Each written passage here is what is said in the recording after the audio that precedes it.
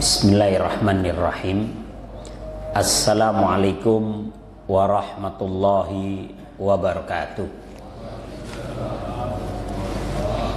Alhamdulillahilladzi arsala rasulahu bil huda wa dinil haqq liyudhhirahu 'alad dini kullihi wa kafa billahi syahida.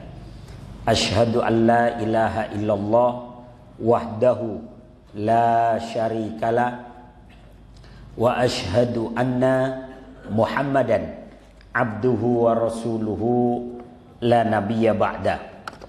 Allahumma salli wa sallim ala Muhammad wa ala alihi wa sahbihi ajma'in, amma ba'du. Bapak-bapak yang dirahmati oleh Allah Subhanahu wa taala, alhamdulillah pada malam hari ini kita mengawali malam kita dengan beribadah, bermunajat kepada Allah Subhanahu wa taala, dilanjutkan dengan mendengarkan tausiah sampai waktu Isya tiba. Mudah-mudahan duduk dan hadirnya kita di tempat yang mulia ini senantiasa menjadi pemberat timbangan amal baik kita nanti yaumul kiamah. Amin ya rabbal alamin. Salawat dan salam senantiasa tercurah kepada Nabi Allah Muhammad sallallahu alaihi wasallam, kepada keluarga, para sahabat dan para pengikut beliau sampai akhir zaman nanti. Bapak-bapak yang dirahmati Allah Subhanahu wa taala, pembahasan kita malam hari ini adalah pemandangan saat perjalanan Mi'raj Rasulullah sallallahu alaihi wasallam. Jadi kalau Isra itu adalah perjalanan dari Masjidil Haram ke Masjidil Aqsa, sedangkan Mi'raj itu ketika naik ke langit. Ya, Mi'raj adalah ketika naik ke langit. Peristiwa Isra dan Mi'raj ini Allah abadikan dalam surat Al-Isra ayat pertama. Dan mengenai Isra dan Mi'raj ini tugas kita hanya beriman saja. Kita tidak diminta untuk menjadikannya ilmiah atau masuk akal dalam pikiran kita. Karena kalau kita berpikir tentang ilmu fisika, kayaknya nggak mungkin Pak ya terjadi Isra dan Mi'raj. Nggak mungkin kalau seandainya kita berpikir hanya pakai logika. Ya bagaimana Nabi nggak pakai baju astronot bisa nembus ke langit. Tapi kalau Allah menginginkan, idza arada syai'an ayyakula lahu kun fayakun. Yang mustahil buat Allah itu mudah. Inna dzalika 'alallahi yasir. Sesungguhnya hal-hal seperti itu yang kelihatannya mustahil buat Allah itu mudah. Ya. Mudah buat Allah itu sangat-sangat mudah. Maka banyak kadang di antara kita yang nggak percaya dengan Isra dan Mi'raj, tapi ada di antara kita yang percaya bahwa ada bus malam yang nyangkut di hutan Blora di tengah hutan jati. Loh, itu bus gimana cara pindahnya gitu loh. Tadinya itu bus di jalan raya, tiba-tiba ada di hutan jati. Depan belakangnya ada pohon jati. Pindahnya gimana? Sampai mengeluarkannya pagi harinya itu harus dipotong beberapa pohon supaya busnya bisa keluar. Mindahinnya gimana? Tapi orang kemudian mengatakan, oh itu dipindahin sama jin. Ya Pak ya. Percaya tapi orang. Kalau jin aja bisa mindahkan barang yang kasatnya nyata itu, bisa pindah ke situ dengan ilmu atau teknologi yang dimiliki oleh jin. Allah lebih hebat lagi daripada jin. Allah yang menciptakan jin. Ada rombongan ketoprak, ya. Ketoprak itu rombongan wayang orang tuh. Nyangkut juga di hutan Blora itu. Bisa dicari di YouTube-nya, ya. Gimana pindahnya? Jin katanya yang pindahin. Ya memang kalau Allah menghendaki apapun bisa terjadi. Bahkan Isra dan Mi'raj ini buat Allah sangat mudah. Maka yang kita bahas malam hari ini adalah pemandangan saat perjalanan Mi'raj Rasulullah Shallallahu Alaihi Wasallam. Maka Nabi selalu mengatakan lamma urijabi. Lamma urijabi.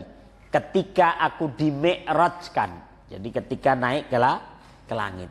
Ya, maka di sana disaksikan beberapa pemandangan. Dalam perjalanan menuju Sidratil Muntaha, ada yang menyebutkan Sidratil Muntaha ini adalah jembatan terakhir yang ada di atasnya langit ketujuh.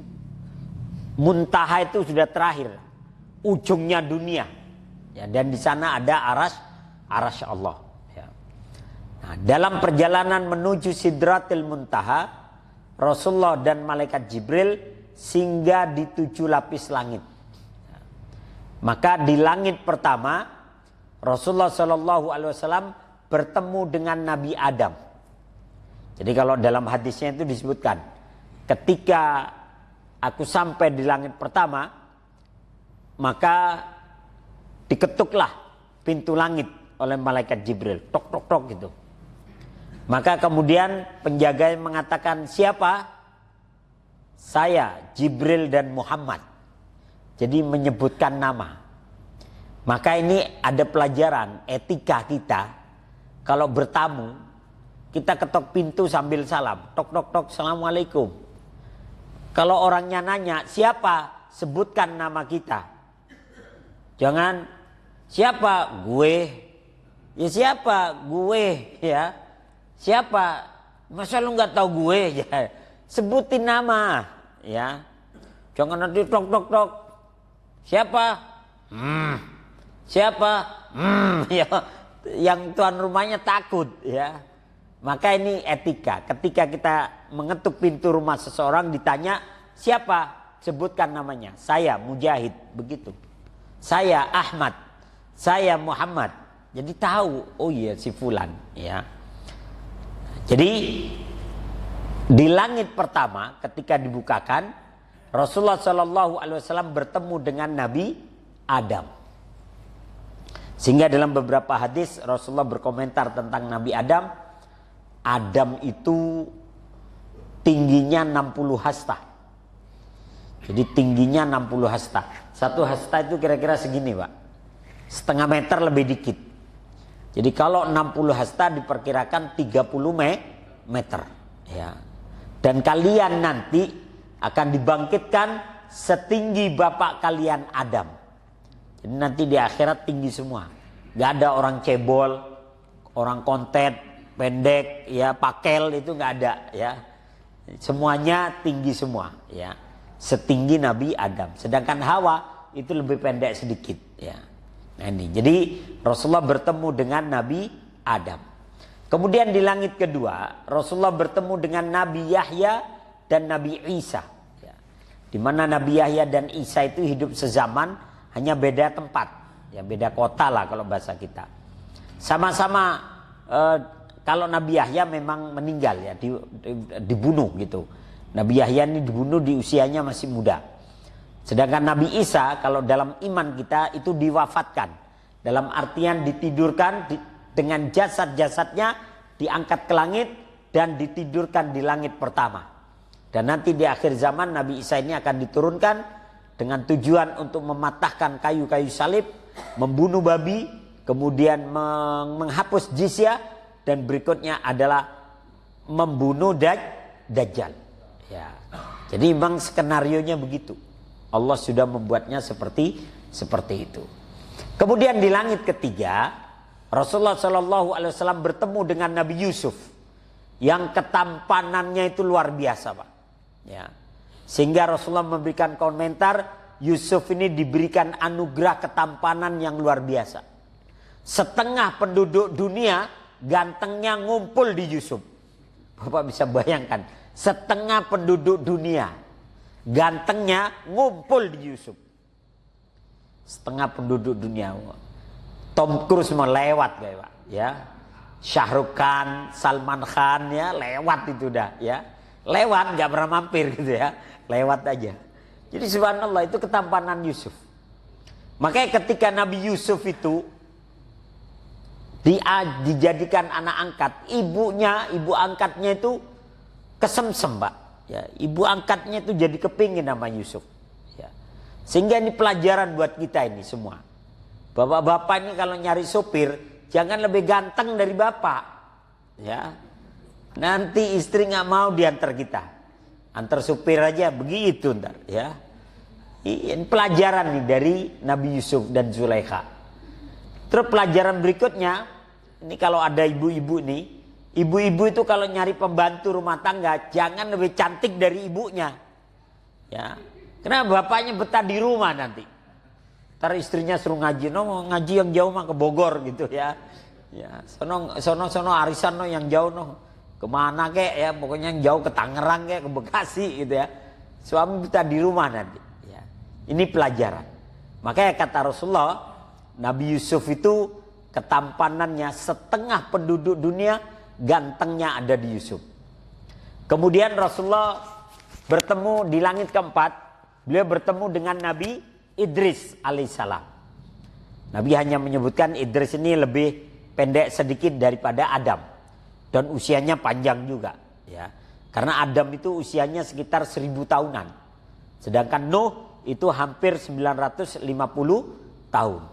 Jadi memang orang-orang dulu tuh badannya gede-gede, tinggi-tinggi, dan usianya juga panjang-panjang. Nah giliran kita pendek orangnya, kecil badannya, usianya juga pendek kita, paling 70 tahun, 60 tahun. Cuman pengetahuan yang diberikan oleh Allah kepada manusia akhir zaman itu luar biasa, Pak. Ya, dengan izin Allah kita dibikin bisa buat laptop, bisa bikin HP, bisa bikin kamera begini nih. Sehingga peralatan yang dibuat ini bisa menjelajah sampai pada zamannya Adam pun bisa. Coba cari di Google atau apa, animasinya apa semua bisa sampai. Bahkan bisa menjelaskan tentang alam raya. Ya.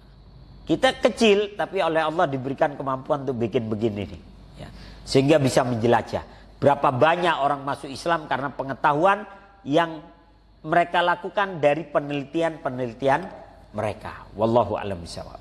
Kemudian di langit kelima, Rasulullah bertemu dengan Nabi Harun alaihissalam, sepupunya Musa alaihissalam.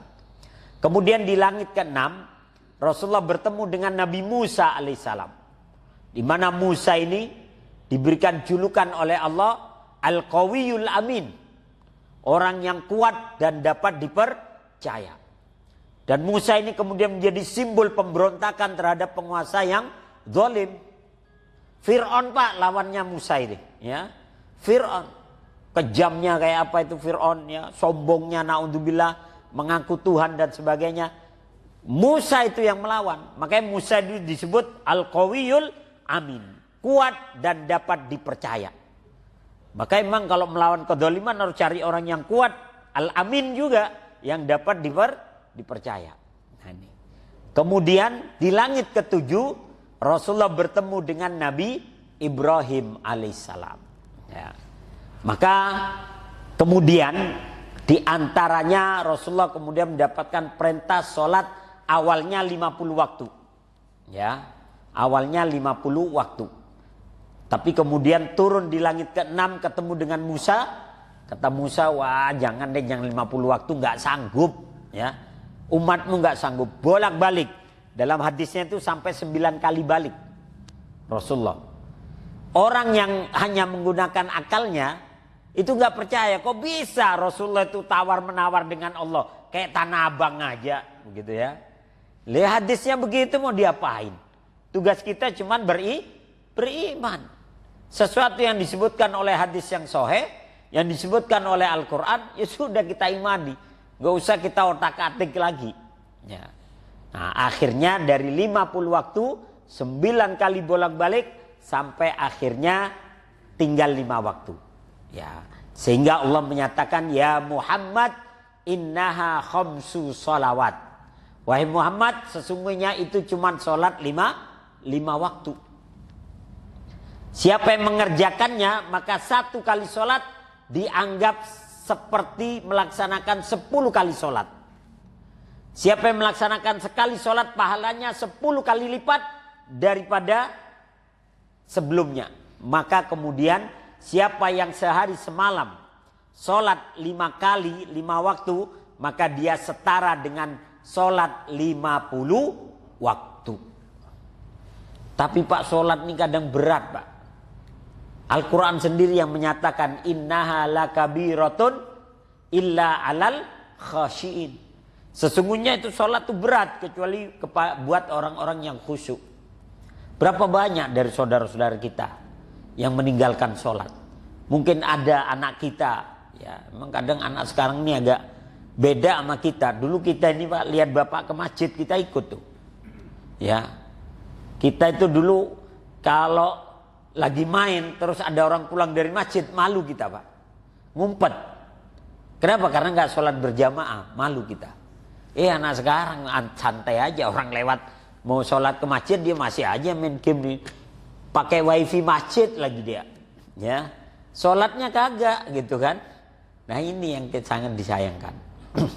Kemudian barulah Rasulullah itu mendapatkan sholat perintah sholat 5 waktu.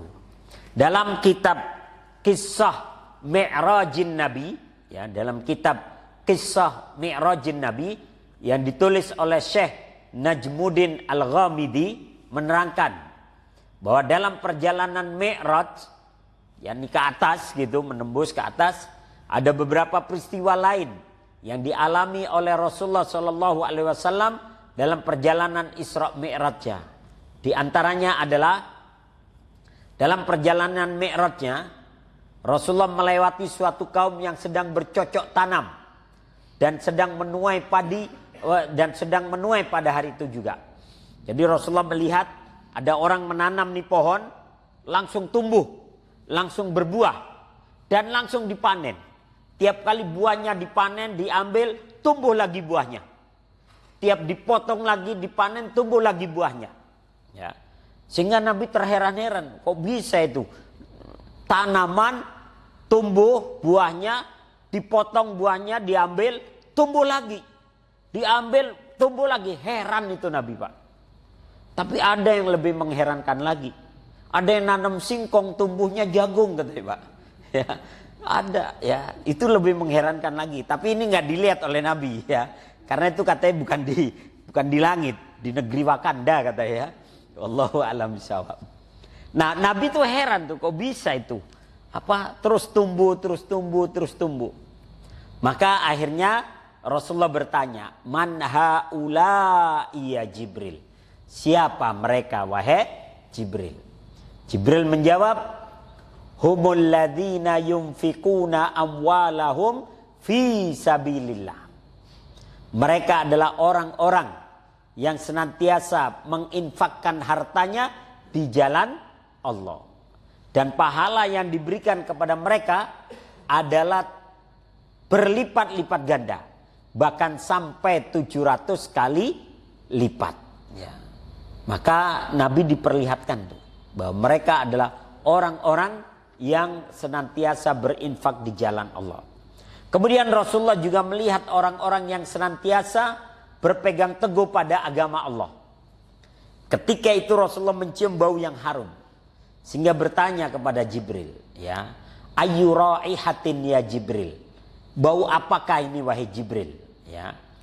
Maka Jibril menjawab, dia adalah bau wanginya keluarga Masyitah yang dimasak hidup-hidup oleh Fir'aun karena tidak mau mengakuinya sebagai Tuhan. Jadi ada riwayat bahwa Fir'aun itu mempunyai pembantu dan dia dari Bani Israel dan dia tidak mau mengakui Fir'aun itu sebagai Tuhan. Sehingga disiapkanlah kuali yang besar, tempat masak yang besar, ya. Kemudian dia siapkan minyak yang mendidih, ya. Tinggi tempatnya disaksikan oleh banyak orang. Dan dia ingin membuat efek jerah kepada orang-orang yang tidak mengakuinya sebagai Tuhan. Tapi Masyitah dengan menggendong bayinya yang masih kecil, kemudian dengan suaminya juga, ya sudah, ketika mau nyebur sempat ragu, tapi kemudian bayinya bisa berbicara. "Wahai ibu, nyeburlah. Sesungguhnya kematian itu hanya sesaat. setelah itu kau tidak merasakan apa-apa lagi. Sesungguhnya ini adalah nerakanya Fir'aun, tapi ini adalah surganya Allah. Maka mendengar bayinya bisa ngomong tuh, nyebur akhirnya dia. Dan dicatat oleh periwayatan bahwasanya Masyito adalah salah satu orang yang kemudian tercium bau harumnya. Ya. Bayinya bisa berkata. Maka dalam beberapa hadis disebutkan dalam kitab Riyadhus Shalihin jilid kedua bab tentang kisah, Rasulullah menyatakan salasun yatakallamuna fil mahdi. Ada 3 bayi yang mereka bisa berbicara ketika masih dalam gendongan. Ya. Yang pertama bayinya Masyito. Yang kedua Isa ibnu Maryam.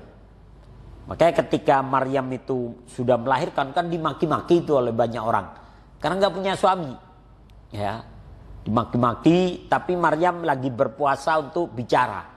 Sehingga dia menunjuk orang-orang untuk berbicara dengan bayinya. Maka mereka mengatakan, bagaimana kami akan bicara dengan bayi yang baru lahir?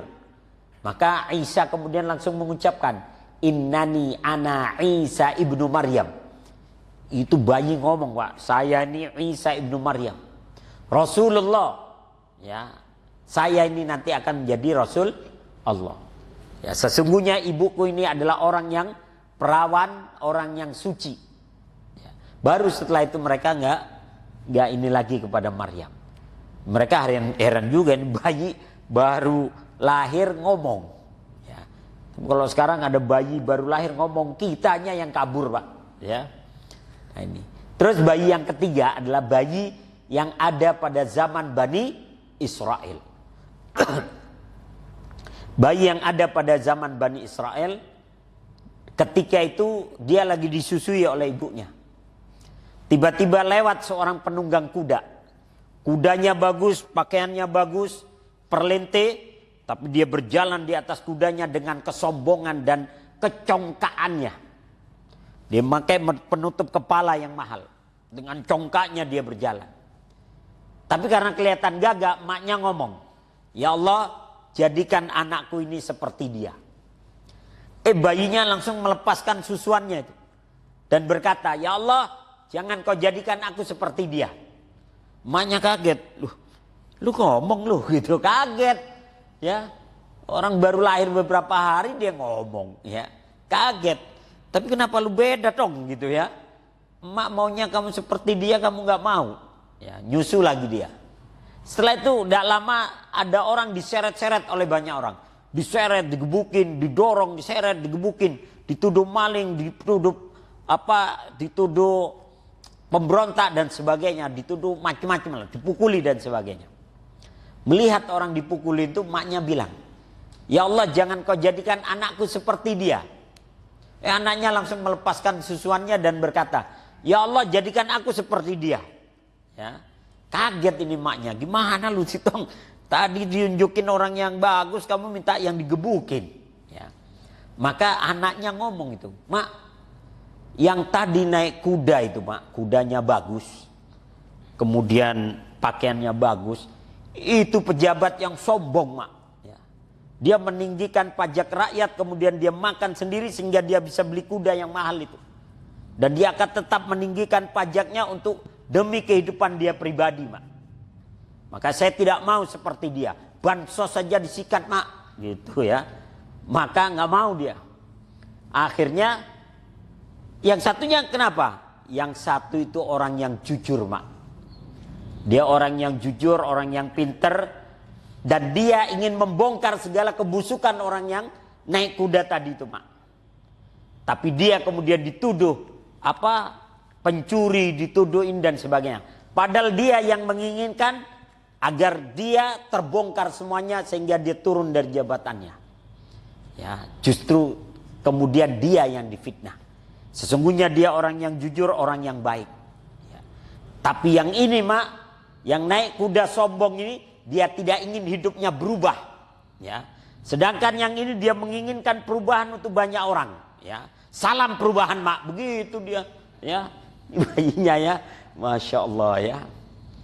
Akhirnya inilah 3 bayi yang bisa berbicara ketika masih kecil. Walaupun ada hadis lain juga yang menyebutkan bahwa ada 1 bayi lagi di zaman Bani Israel namanya Uzair, ya, yang dia juga yang disebut bayinya Uzair gitu. Dia juga bisa berbicara gitu. Kemudian Rasulullah SAW melihat seorang wanita yang sudah tua, yang pada kedua lengannya berderet perhiasan dan mempesona. Jadi Rasulullah melihat nenek-nenek udah tua banget, tapi dandanannya menor, Pak. Pakaiannya seksi gitu ya. Kemudian banyak perhiasan di leher, tangan dan semuanya. Perhiasannya banyak. Nenek-nenek dandanannya menor. Mendekati Rasulullah. Maka Rasulullah bertanya, "Man hiya ya Jibril?" Siapa wanita tua ini, wahai Jibril? Maka Jibril menjawab, "Innahad dunya bizinataha." Sesungguhnya dia dunia dengan perhiasan yang ada padanya. Dia sengaja dengan perhiasan itu untuk memikat manusia agar dia terlihat muda dan sebagainya, agar orang-orang terlena dengan dunia. Maka Nabi meminta menjauhinya. Dunia, Pak. Dunia itu zaman 1500 tahun yang silam, yang dilihat oleh Nabi itu sudah tua banget, tapi selalu berhias. Dan hari ini dunia itu makin berhias, sehingga orang pun akan berebut tentang dunia. Ya, hari ini apalagi dunia itu sekarang sudah ada lebih indah lagi, ada beginian. Ya, dunia kita itu di sini sekarang. Ya, toko, pasar semua ada di sini nih. Semua kita mau terjadi apapun yang terjadi ada di sini semua. Sampai seandainya ada hal-hal yang curang pun tahu dari sini, Pak. Ya, tahu dari sini, semuanya ada di sini. Ya. Sampai saking indahnya dunia, hari ini ada TikTok namanya. Sampai nenek-nenek pun main TikTok joget-joget, sampai keriputnya rontok, Pak. Ya. Nah ini sampai segitunya dunia. Kata Nabi, kata malaikat Jibril, innahad dunya, itu adalah dunia yang terus berhias agar kelihatan tampak muda. Ya, tapi makin tua, yang namanya orang tua, kadang batuk, kadang bengek, ya, kadang pilek dan sebagainya. Hari ini dunia karena udah tua, dikit-dikit banjir, dikit-dikit gunung meletus, dikit-dikit tornado, dikit-dikit macam-macam. Namanya orang udah tua, ya. Tapi kita kadang tidak sadar, kita masih berebut dunia. Ya. Kemudian Rasulullah SAW melihat orang yang sedang memukul kepala dengan batu hingga pecah. Dan dari pecahan itu mengucur banyak darah. Lalu dia kembali seperti semula. Setelah itu kembali memukul kepalanya dengan batu hingga berdarah. Dan terus begitu berkali-kali. Sehingga Rasulullah bertanya, "Man haula ya Jibril?" Siapa mereka wahai Jibril? Maka Jibril menjawab, "Ya humul ladina yaksaluna fi salatihim." Mereka adalah orang-orang yang bermalas-malasan dan sengaja meninggalkan sholat wajibnya. Jadi menegakkan sholatnya males-malesan. Sholat duhur 5 menit sebelum asar. Sholat asar 2 menit sebelum maghrib. Sholat maghrib 3 menit sebelum isya. Sholat isya barengan sama subuh. Ya. Nah ini naudzubillahi min dalik. Bermalas-malasan. Atau ketika melaksanakan sholatnya juga bermalas-malasan. Takbirnya nggak cetok, ya, takbirnya nggak pas. Ya, kan kadang ada orang-orang tuh yang kan kata Nabi, takbir itu sejajar dengan pundak, Allahu Akbar, atau sejajar dengan telinga, Allahu Akbar, dan menghadap kiblat, agak dibuka sedikit, Allahu Akbar, Allahu Akbar, sejajar dengan telinga atau sejajar dengan pundak. Kadang ada orang begini tangannya, Pak. Allah. Ada yang begitu, ya. Ada yang cuman Allah. Ada yang begitu, ya. Ada juga yang begini. Allah. Langsung begitu ada. Jadi gimana? Padahal semuanya sudah ada hadisnya, ada aturannya. Ya, nah ini. Maka mereka adalah orang-orang yang bermalas-malasan atau sengaja meninggalkan sholat wajibnya. Tidak lama kemudian Rasulullah melihat seorang laki-laki yang sedang memikul kayu bakar dan ia tidak mampu memikulnya. Namun ia masih menambah pikulan itu dengan memasukkan kayu bakar lain. Jadi dia ini kayu bakar nih, ya. Kemudian diangkat gak kuat, bukannya dikurangi, ditambahin sama dia, ditambahin lagi, makin gak kuat, ditambahin lagi, nyeret juga gak kuat, diseret gak kuat, tambahin lagi, bukannya dikurangi malah ditambahi. Maka Rasulullah bertanya, man haula ya Jibril, siapa mereka wahai Jibril? Maka Jibril menjawab, mereka adalah orang-orang yang diberi amanah jabatan tetapi tidak menyelesaikannya dengan baik, dan justru mengambil amanah baru, jabatan baru, tapi tidak juga menjalankannya dengan baik. Begitu seterusnya, ya. Maka hati-hati cari pemimpin, Pak. Jangan yang jabatannya rangkap-rangkap, kasihan dianya nanti, ya. Ini kadang jadi RT baru 2 hari udah pingin jadi lurah, ya. Kayaknya RT kurang serg deh, lurah enak kali ya. Jadi lurah baru 2 minggu, lurah kurang serg, camat enak kali ya, camat ya. Dijadiin camat, begitu dijadiin camat mintanya 10 periode, Pak ya. Nah ini. Jadi hati-hati dengan jabatan. Nah ini. Kemudian dalam Mi'rajnya Rasulullah juga melihat suatu kaum yang mengerikan.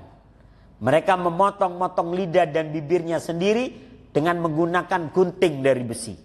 Setiap kali lidah dan bibirnya terpotong, setiap kali itu pula bibir dan lidahnya kembali sedia kala. Lalu dipotong lagi dan seterusnya. Maka Rasulullah bertanya, man haula ya Jibril, siapa mereka wahai Jibril? Jibril menjawab, mereka adalah para penceramah atau para ahli pidato. Kalau penceramah ya ustadz, kalau ahli pidato belum tentu belum ustadz. Politisi juga berpidato, Pak, ya. Buzzer juga berpidato. Kalau dulu berpidato langsung buzzer. Kalau sekarang pidatonya ya lewat YouTube, lewat Instagram, lewat ini. Ya, nah ini. Mereka adalah para penceramah atau para ahli pidato atau orang yang pintar ngomong, tapi pekerjaannya adalah menebar fitnah dan adu domba. Ya. Yang kerjanya menyuruh orang lain mengerjakan sesuatu tapi mereka tidak melakukannya. Atau mereka menyuruh orang lain melakukan sesuatu tapi tidak sesuai antara kata dan perbuatannya. Ya. Seringkali kita menuduh orang curang, dia sendiri paling curang, Pak. Ya. Curang lu, tapi dia sendiri paling curang. Itu sering terjadi. Seringkali dia rampok, nuduh orang lain maling. Dia sendiri perampok, nuduh orang lain maling. Kata Iwan Fals, maling teriak, maling sembunyi balik dinding, pengecut lari terkencing-kencing gitu ya. Ya seperti itu. Maka ini gambaran dari itu, naudzubillahi min dzalik. Siapapun, bukan cuma ustadz, siapapun yang pinter ngomong, ya kalau kerjaannya fitnah dan adu domba, kemudian dia mengatakan apa yang tidak dia lakukan, atau dia menuduh orang lain sedangkan dia juga melakukannya, nah ini masuk ini kategorinya. Naudzubillahi min dzalik. Kemudian Rasulullah melihat seekor banteng besar keluar dari dalam perut yang besar. Jadi ada perut besar, bantengnya keluar, Pak. Ya. Maka Rasulullah bertanya, man haula ya Jibril, siapa mereka wahai Jibril? Mereka adalah perumpamaan orang yang berjanji dan bersumpah tapi tidak mampu menunaikannya. Ya. Sumpah, berjanji, tapi tidak menunaikannya. Karena memang janjinya terlalu muluk. Ini agak berat juga jadi caleg nih, Pak ya. Jadi caleg, jadi capres agak berat juga. Maka janji itu yang kira-kira bisa dilaksanakan. Kalau tidak berat, Pak. Ya, berat. Orang jatuh cinta aja tak kadang janjinya muluk-muluk, Pak. Coba lihat orang yang jatuh cinta. Demi cintaku padamu, lautan api aku renangi. Begitu, Pak. Lautan api aku renangi. Demi cintaku padamu, samudra luas aku akan nyebur ke dalamnya. demi cintaku padamu, gunung yang tinggi kan kudaki. Giliran ada kebakaran, no bang kebakaran bang, tolonginlah orang, jangan terkebakar kan. Lautan api katanya mau diseberangi pak. Giliran ada rumah tetangganya kebakaran kagak berani ya. No bang katanya lautan api nggak berani ya. Maka kalau jatuh cinta itu yang realistis saja. Demi cintaku padamu, selokan aku lompati ya. Ya kalau suruh lompat om, cuman selokan ya. Tapi kalau sungai mau bisa tenggelam kita ya. Nah ini maka hati-hati dengan janji. Rasulullah juga melihat suatu kaum yang berenang di lautan darah. Mereka berenang di sana dan memakan batu-batuan ke dalam mulutnya. Nabi kemudian bertanya, man haula ya Jibril. Mereka adalah para pemakan riba. Ya, mereka adalah para pemakan riba. Dan kata Nabi, akan datang satu zaman, sayati zamanun ala ummati la yabqa minhum illa akilur riba. Akan datang satu zaman pada umatku di mana mereka akan dikepung dengan riba. Kalau mereka tidak memakan ribanya secara langsung, mereka terkena debu-debunya. Ya. Mereka terkena debu-debunya. Dan itu di era kita semuanya serba menggunakan sistem perbankan dan sebagainya walaupun lewat HP. Sebenarnya begini Pak, bank itu fungsinya ada dua. Kalau bank itu digunakan untuk menyimpan uang kita supaya aman, kemudian kita bayar jasa di situ, nggak ada masalah. Jadi kita nyimpan uang nih, kemudian kita bayar jasa. Ya di situ ada gedung, ada satpam dan sebagainya, kita bayar, nggak ada masalah. Di fungsi yang ini bank nggak ada masalah. Nah fungsi yang kedua itu, ketika uang ngumpul, orang-orang ngumpul, dipinjamkanlah kepada orang-orang, dia ambil untung di situ kemudian. Ya, dan kita pun kena debu-debunya. Ya. Maka banyak-banyak istighfar, banyak-banyak bersedekah.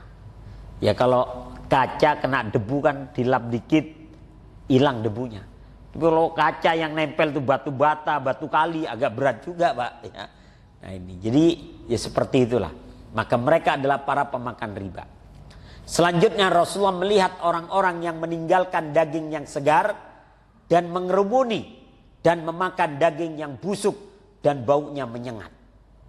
Jadi dikasih daging yang segar, harum wanginya, dia malah menuju daging yang busuk, belatungan dan aromanya tidak enak. Maka kemudian Rasulullah bertanya, man haula ya Jibril. Siapa mereka wahai Jibril? Humuz zani wa zaniyah. Mereka adalah para penzina laki-laki dan para penzina perempuan. Ya. Mereka adalah laki-laki yang sudah punya istri yang halal dan sehat, tetapi ditinggalkan dan mencari perempuan yang haram dan berpenyakitan. Ya. Jadi udah punya istri di rumah bener, dia cari wanita-wanita nakal. Ya, wanita-wanita nakal yang melakukan, yang menerima banyak laki-laki sehingga berpenyakitan, naudzubillahi min dzalik. Atau sebaliknya, mereka adalah perempuan yang mempunyai suami yang halal dan sehat, tapi dia mencari lelaki lain yang haram di jalanan, naudzubillahi min dzalik. Ya, sekarang itu banyak istilah pelakor Pak ya, penikmat laki orang. Ya, itu banyak sekarang. Tapi munculnya pelakor ini karena adanya kalkulator. Kelakuan laki-laki kotor. Kalau laki-lakinya nggak kotor ya nggak terjadi. Atau kalau perempuannya nggak kotor juga tidak terjadi. Naudzubillahi min dzalik. Kemudian Nabi melintasi sekelompok orang yang hanya mengenakan pakaian untuk menutupi kemaluannya dan memakan tumbuhan berduri. Maka Rasulullah bertanya, man haula ya Jibril. Mereka adalah gambaran dari umatmu yang enggan membayar zakat meskipun sudah masuk waktunya. Jadi orang-orang yang nggak mau bayar zakat, nggak mau bersedekah, ini masuk kategori yang ini. Naudzubillahi min dzalik. Orang yang punya harta, nisab zakat itu kalau nggak salah 85 gram emas. Kalau 1 gramnya itu 1 juta, berarti orang yang dalam setahun dia menabung, kemudian ada sisa dari uang belanjanya sekitar 85 juta, maka sudah wajib bayar zakat setelah setahun. Ya. Tapi kalau kurang dari itu, kata Nabi, falyatasaddaq kaifa sya'. Kalau kurang dari 85 juta selama setahun, misalnya cuma 60 juta, maka kata Nabi, falyatasaddaq kaifa sya'. Hendaklah dia bersedekah, mengeluarkan dari apa yang ia tabung, dia bersedekah sesuka hatinya. Ya, tidak harus 2,5%. Karena kalau 85 juta itu 2,5%-nya itu sekitar 2.200.000-an. Ya, 2.200.000. Nah, kemudian Rasulullah melihat sekelompok para pembegal dan perampok di jalanan. Mereka ini seperti seonggok kayu yang ada di jalanan. Jadi mereka tergeletak-geletak aja di jalanan. Setiap kali ada orang yang melewati mereka, mereka langsung terbakar. Kemudian utuh kembali, tiap ada orang lewat, mereka terbakar lagi.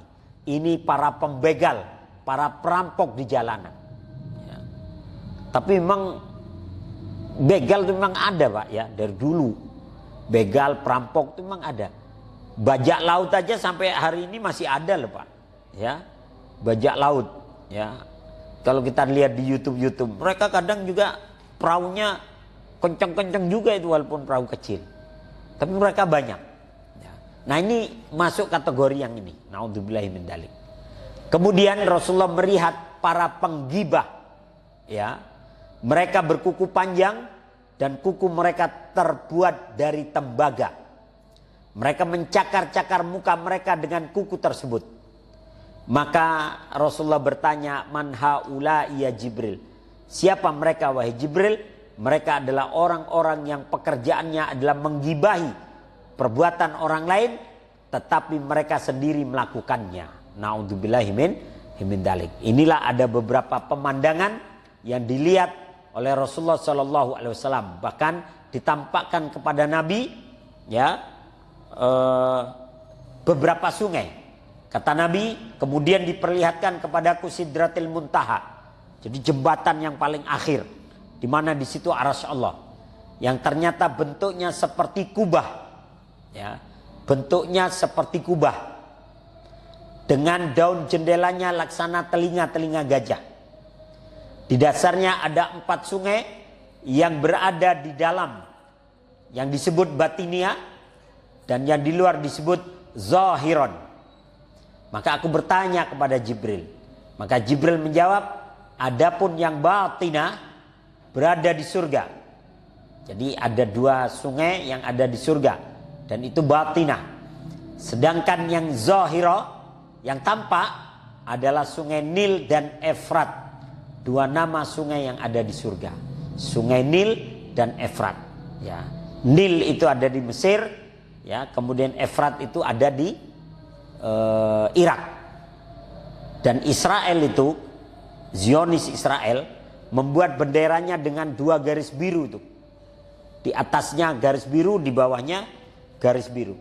Itu sebagai pertanda batas wilayah mereka, bahwa kekuasaan mereka harus meliputi Sungai Nil dan Sungai Efrat. Artinya apa? Mereka ingin menguasai negeri Syam itu secara keseluruhan. Sampai hari ini pun masih bertempur. Mudah-mudahan Allah memberikan pertolongan kepada saudara-saudara kita dan memberikan kemenangan kepada saudara-saudara kita yang di Palestina.